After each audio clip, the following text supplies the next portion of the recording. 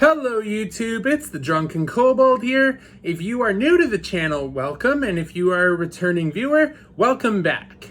Today we are reviewing the Lost Omens Ancestry Guide for Pathfinder 2e. The Ancestry Guide officially released on March 16th, 2021. However, if you are a Lost Omens subscriber on Paizo, you probably received your copy a tad earlier. The Ancestry Guide releases 14 new ancestries and heritages, as well as updates 14 pre-existing ones for players to experiment and build with.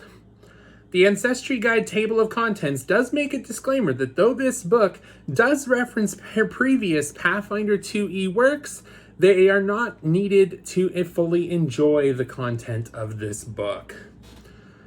Chapter 1 is a chapter that expands on ancestries and heritages from previous Pathfinder 2e works. From the Advanced Player's Guide, Planar Scions, Dampier, and Changeling have all received updated feats for their versatile heritages. Catfolk have received 3 new heritages: Flexible, Liminal, and Sharp-Eared. Kobolds have received 2 new heritages: Cave Climber and Tunnel Flood. Orcs have received 3 new heritages: Battle Ready, Grave, and Winter. Ratfolk have received 2 new heritages: Snow and Tunnel. And last but not least, Tengu have received 2 new heritages: Dogtooth and Wave Diver. In addition, all have received a plethora of ancestral feats that players can use to build their characters. From the Lost Omens Character Guide, Hobgoblins, Lizardfolk, and Leshy have all received a plethora of new ancestry feats. Hobgoblin and Lizardfolk have 2 new heritages, and Leshy have 5. Finally making its way to the hardcover, Azakardi from the web supplement, which will be in the description below, have been updated with 4 new heritages and a variety of ancestral feats. Chapter 2 introduces 6 new ancestries and 8 new heritages to the game. Fan favorites such as Android and Kitsune feature here, as well as lesser known races like Fetchling and Strix. One of the standouts are the new Planar Scions, Geniekin. Geniekin are descended from Elementals and Zhan. They have a stock of powerful ancestral feats that are often tied to one Geniekin sub-heritage or another. The Geniekin introduced are the Ifrit of Fire, Ored of Earth, Suli of Zhan, Sylph of Air, and Undine of Water. When picking an ancestral feat, check the prerequisites to see if that feat is applicable to your sub-heritage. Chapter 3, at 2 pages, is a really short chapter. It introduces the idea of flavored gear and weapons that only certain ancestries or heritages can craft and use. Introduced in this chapter are 11 new martial and uncommon weapons which feature traits that allow them to only be used by the ancestry or heritages that made them.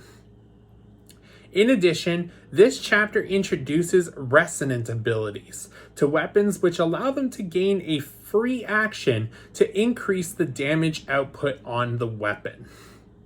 Also introduced in this chapter are 2 runes that can be etched into weapons or armor to grant additional bonuses, including a stronger resonant ability, which is featured earlier in this chapter. So let me be the first to say, I love options. I love lots of options that prevent the game from going stale too quick. However, on the flip side of this, I do not like options that reference previous works too much. While for the heritages in Chapter 1, there isn't much of a need for any book beyond the core rulebook, the fact that all ancestries either need you to own a copy of the previous work they originally appeared in or have reliable access to the archives of Nethys is a bit disappointing. Also, the fact that so many player options have come out in a year does make me worried that Pathfinder 2e is falling into the same trap of rules bloat that 3.5 and Pathfinder 1e suffered. All of that said, I really like the Ancestry guide. It gives a lot of well-balanced, fun, and flavorful options that are sure to keep players and GMs quite busy for some time, especially as we wrap up the Abomination Vault season and are ready to move into Fists of the Ruby Phoenix. We are also receiving the Bestiary 3 soon, so it is also cool to have more player options to face more deadly foes. One thing to note is every feature here is at least an uncommon ancestry and a few are rare, so do talk to your DM before you use them to make sure that they can be equally incorporated into the campaign and that they fit your campaign theme. All in all, I feel this product deserves a solid 8 out of 10. It's fresh, it's exciting, it's flavorful to boot. One of the downsides of this is that, like I said, I feel that Pathfinder 2e is going into the trap of having too much rules bloat, and another one of the downsides is that the ancestral gear featured here is only for the ancestries and heritages that are featured in the guide, the advanced player's guide, and the character guide. There is nothing for the ancestries that are introduced in the core rulebook. So we don't have new elvish weapons coming in, we don't have new orc weapons, we don't have new dwarf gear, and it would have been great to see some of that. I really look forward to experimenting with a lot of these new combinations, and one combination that I've seen in a Pathfinder group essentially allows a Kobold Barbarian to be a pseudo-Godzilla, so I'm really excited to play that. Do you agree with my assessment? Let me know in the comments down below, and if you feel I deserved it, please leave a like and consider subscribing. It means the world to me, and I do love creating these videos, so those likes and subscriptions are the motivation that really keeps me going. Let me know your thoughts in the comments down below, and in the meantime, cheers, and may the rolls be with you.